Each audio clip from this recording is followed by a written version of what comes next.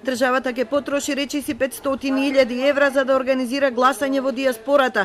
Секој глас ќе чини околу 280 евра, а може би и повеќе, доколку сите 1780 пријавени в сабота не дојдат на гласањето за кое аплицирале.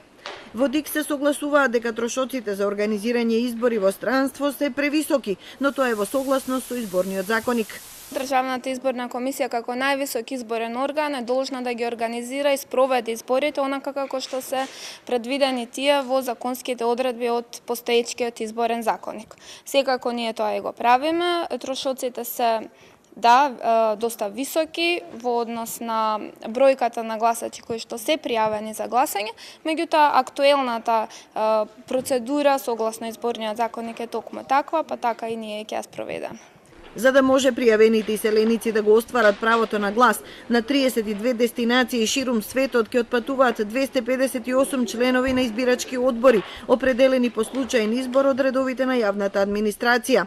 Бидејќи в недела не се во земјата, тие гласаат денеска. Од избирачкиот одбор 50-50 велат дека проблеми нема, а одзивот е висок.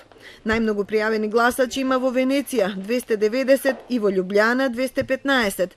Во далечната Камбера ќе гласаат само 51 лице, а во Абу Даби 10, што е минимум за организирање гласање било да е во земјава или надвор од неа. Членовите на ДИК бараат веднаш по претседателските избори да се смени законот и да се најде поевтин и постимулативен начин за гласање во дијаспората.